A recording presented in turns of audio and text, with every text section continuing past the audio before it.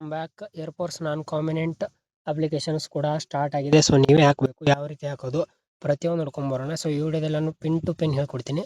So skip ಮಾಡಿಬಿಡಿ. Users classes ಯಾರು subscribe ಮಾಡ್ಕೊಳ್ಳಿ ಬೇಗ ಸಬ್ಸ್ಕ್ರೈಬ್ ಮಾಡ್ಕೊಳ್ರಿ. ಅದಕ್ಕಿಂತ ಮೊದಲು ಸ್ವಲ್ಪ ಬ್ಯಾಕ್ಗ್ರೌಂಡ್ ವಾಯ್ಸ್ ಕ್ಲಿಯರ್ ಇಲ್ಲ ಅಂತಂದರೆ ಅಡ್ಜಸ್ಟ್ ಮಾಡ್ಕೊಳ್ರಿ. ಸೊ ಆಮೇಲೆ ನಿಮಗೆ ಇಂಪಾರ್ಟೆಂಟ್ ಡೀಟೇಲ್ಸ್ ಹೇಳ್ತೀನಿ. ಅದಾದ ನಂತರ ಯಾವ ರೀತಿ ಫಾರ್ಮ್ನ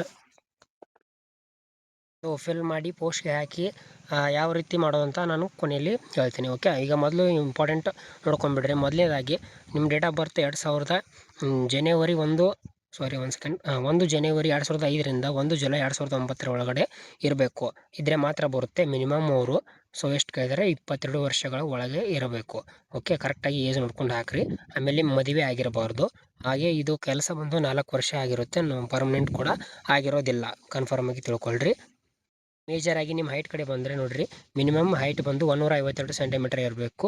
ಚೆಸ್ಟ್ ಬಂದು 5 ಸೆಂಟಿಮೀಟರ್ ಆಗಬೇಕು. ಸೊ ಇದೆಲ್ಲ ಕಾಮನ್ ಆಗಿ ಇರುತ್ತೆ. ಸೊ ಇದು ಬಿಟ್ಟರೆ ನಿಮಗೆ ಪೋಸ್ಟಲ್ಲಿ ನಿಮಗೆ 2 ವೇಕೆನ್ಸಿಗಳು ಸಿಗ್ತವೆ. ಅಂತಂದರೆ ಎರಡು ಥರ ವಿಧಗಳು ಸಿಗ್ತವೆ. ಮೊದಲನೇದು ಹಾಸ್ಪಿಟಾಲಿಟಿ ಸ್ಟ್ರೀಮ್ ಅಂತ, ಎರಡನೇದು ಬಂದು ಹೌಸ್ ಕೀಪಿಂಗ್ ಸ್ಟ್ರೀಮ್ ಅಂತ. ಸೊ ಇವೆರಡರಲ್ಲಿ ನೀವು ಹಾಕಬೇಕು.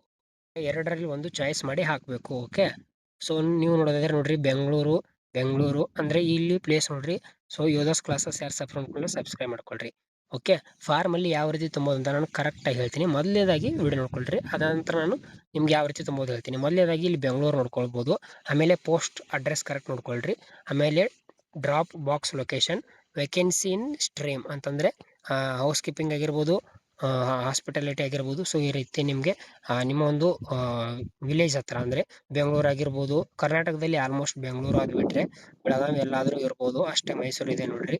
ಆಮೇಲೆ ಪೋಸ್ಟ್ ಬಂದು ಸೊ ಒಂದೊಂದು ಏರಿಯಾಗೆ ಒಂದೊಂದು ಮಿನಿಮಮ್ ಒಂದು 5ರಿಂದ 8 ಪೋಸ್ಟ್ ಮಾತ್ರ ಇರ್ತವೆ. ಎಕ್ಸಾಮ್ ಮಾತ್ರ ಈಸಿ ಆಗುತ್ತೆ, ಡೋಂಟ್ ವರಿ. ಸೊ ಕಾಂಪಿಟೇಷನ್ ಕೂಡ ಕಾಂಪಿಟೇಷನ್ ಹೈ ಇತ್ತು. ಸೊ ನೋಡ್ರಿ, ನಿಮ್ಮ ಇಷ್ಟ ಆಫ್ಲೈನಲ್ಲಿ ಹಾಕಬೇಕು.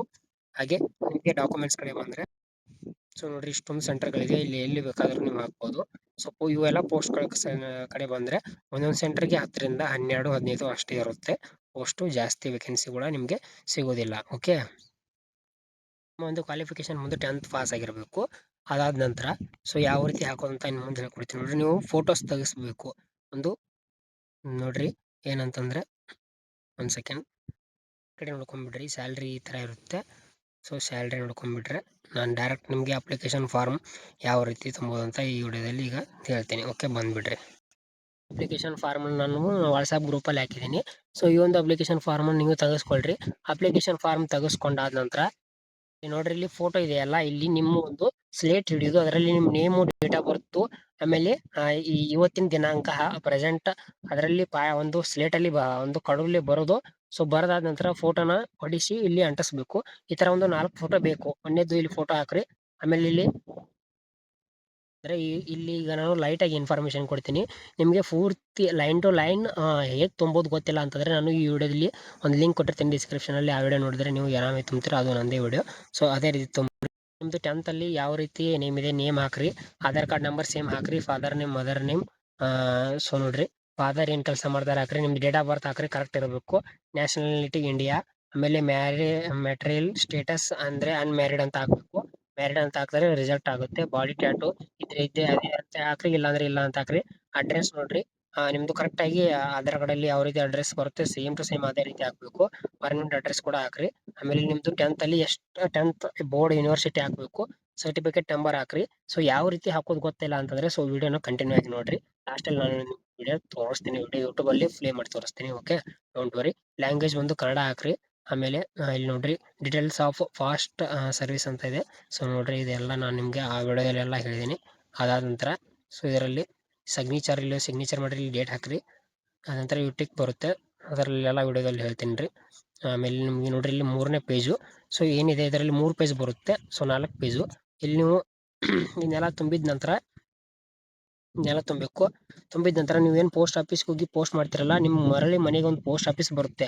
ಅದರಲ್ಲಿ 4ನೇ ಪೇಜ್ ಇದೆಯಲ್ಲ, ಇದೇ ನಿಮ್ಮ ಅಡ್ಮಿಟ್ ಕಾರ್ಡ್ ಆಗಿರುತ್ತೆ. ಓಕೆ, ಈ ಒಂದು ಅಡ್ಮಿಟ್ ಕಾರ್ಡ್ ನಿಮಗೆ ಮನೆಗೆ ಬರುತ್ತೆ. ಇದನ್ನು ತೊಗೊಂಡು ಆಧಾರ್ ಕಾರ್ಡ್ ತೊಗೊಂಡು ಹೋಗಬೇಕು ನೀವು ಎಕ್ಸಾಮ್ ಬರೀಲಿಕ್ಕೆ. ಇಲ್ಲಿ ನೀವು ನೇಮ್ ಹಾಕಬೇಕು, ಆಧಾರ್ ಕಾರ್ಡ್ ಹಾಕಬೇಕು, ಫೋಟೋ ಹಾಕಬೇಕು, father name, mother name, house name. So register number ಅವರೆಲ್ಲ ಕಳಿಸ್ತಾರೆ. Time of report, pin code, district ಇದೆಲ್ಲ ಕಳಿಸ್ತಾರೆ. ಸೊ ಇಷ್ಟು. ಇನ್ನು ವಿಡಿಯೋ ಕಡೆ ಬಂದರೆ ಯಾವ ರೀತಿ ತುಂಬೋದು ಅಂತ ಕ್ಲಿಯರಾಗಿ ಹೇಳ್ಕೊಡ್ತೀನಿ ನೋಡ್ರಿ. ನೋಡ್ಬೋದು ಇದೇ ವಿಡಿಯೋ ಅದು.